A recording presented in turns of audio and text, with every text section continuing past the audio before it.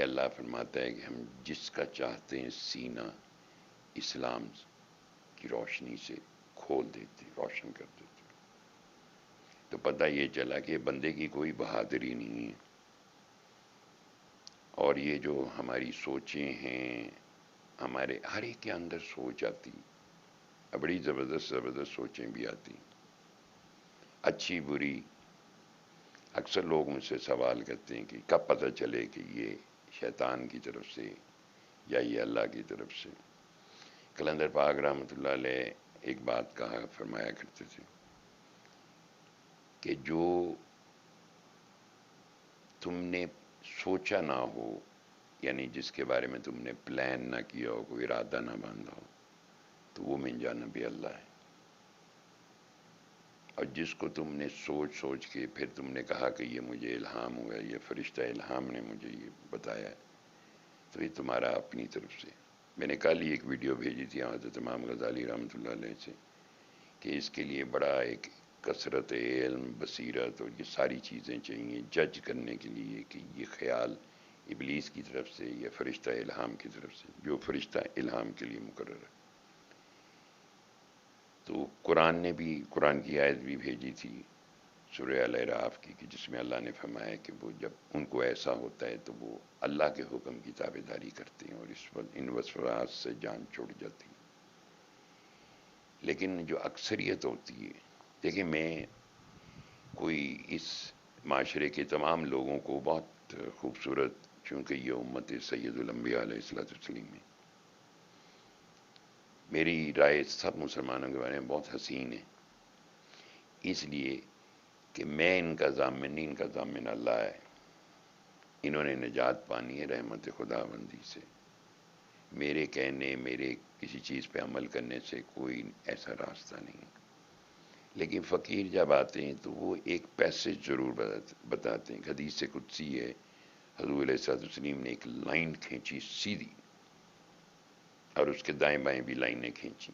آپ نے فرمایا یہ جو سیدھی لائن ہے یہ صراط مستقیم ہے، جسے سورہ یاسین میں کہا گیا بانے بدونی ھذا صراط مستقیم، اب میری ہی عبادت کرو، یہی سیدھا راستہ ہے.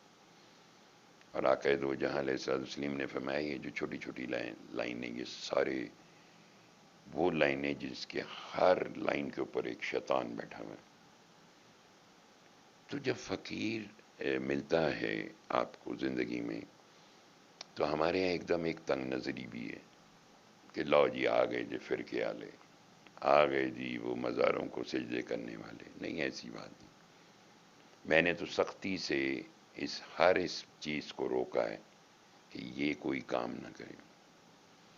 جب آپ جانتے ہی نہیں ہو کسی کو، جب آپ کے سینے میں وہ محبت ہی نہیں ہے، تو آپ کسی کو کیوں چومو، کیوں اس کی قبر کے اوپر جھکو؟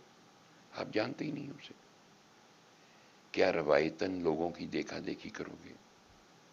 جس چیز کا آپ کو پتہ نہیں ہے اس کو کرنا بھی نہیں چاہیے جب تک آپ کا سینہ نہ روشن ہو جائے.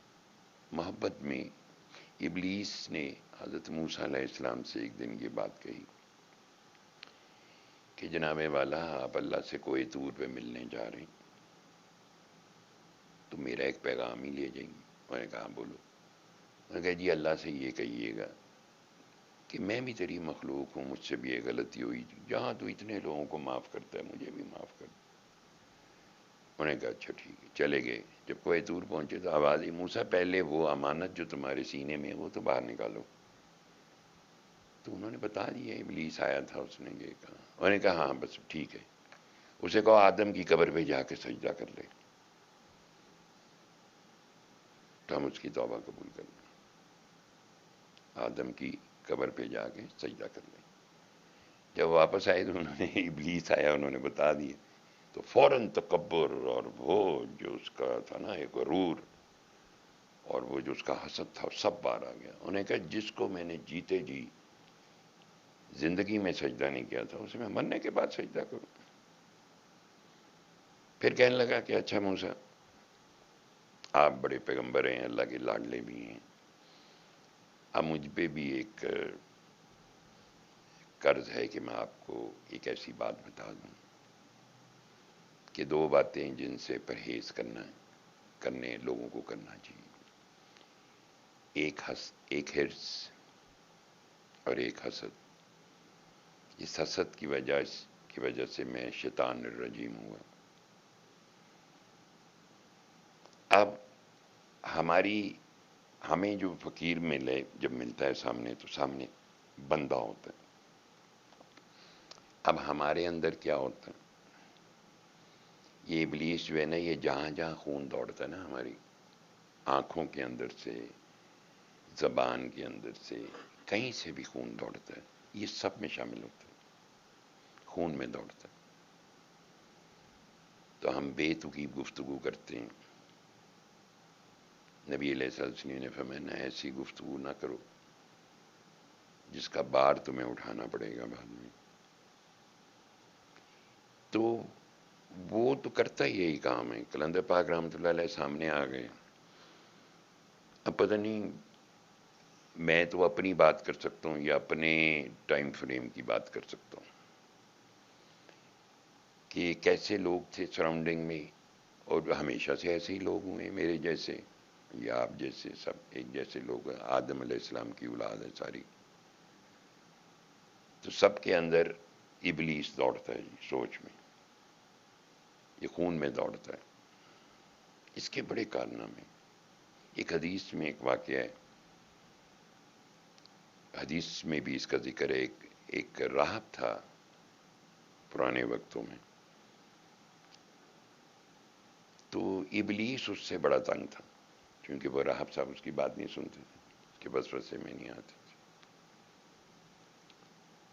اس نے کیا کیا، ایک لڑکی کا گلا دبایا ابلیس نے، اور اس کے گھر والوں کے کان میں یہ وسوسہ ڈالا. غور سے میری بات سننا، کیا کیا کرتا ہے یہ. اس بچی کے گھر والوں کے کان میں یہ وسوسہ ڈالا. یا آپ اکثر سنتے نا، رات خون کے چھینٹے، اور کسی نے، کوئی ہمارے پر چڑھ گیا، کسی نے ہمارا گلا دبایا. اس ابلیس نے پہلے اس بچی کا گلا دبایا، پھر ان سب گھر والوں کے اندر وسوسہ دیا کہ اس راہب کے پاس جاؤ، وہ تمہارا علاج کر دے گا اس بچی کا. اب یہ گھر والے سارے اس راہب کے پاس پہنچے. اس نے کہا بھائی میرا کیا تعلق ہے، بھاگو یہاں سے. انہوں نے کہا نہیں آپ اس کو ٹھیک کریں. مجبور کیا وہ والوں کے. یہاں تک ابلیس نے بچایا. اب ابلیس راہب کے پیچھے.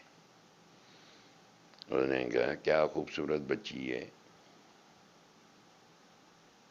تو اس کے ساتھ یہ والا فیل کر لے.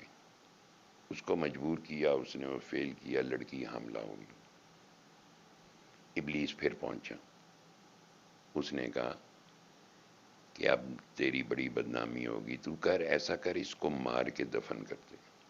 اس راہب نے اس بچی کو مارا، دفن کر دیا.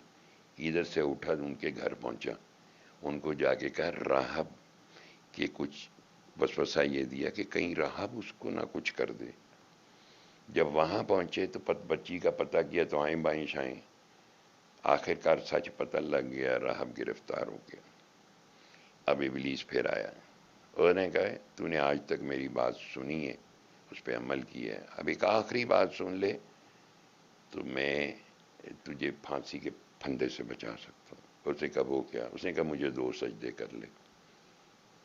اس راہب نے 2 سجدے کر لیے.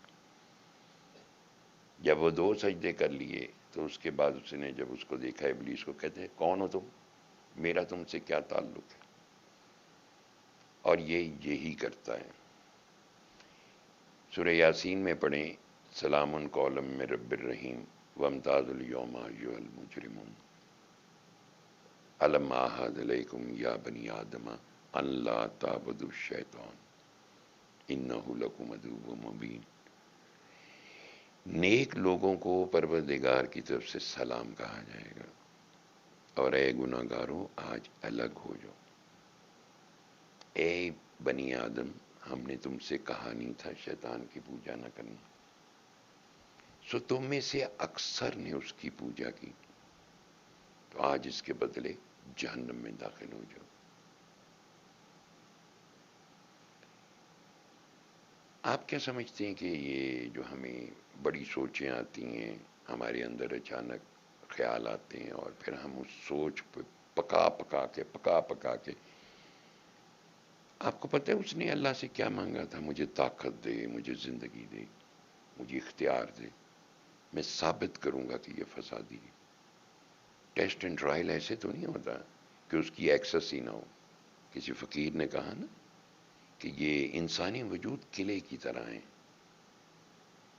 اس کے دروازوں کو صحیح طرح مقفل رکھو، تمہارے اندر کی جو گندگی ہے یہ اس کو لوٹ لے گا، اس کے تھرو تمہارے قلعے کو تسخیر کرے گا۔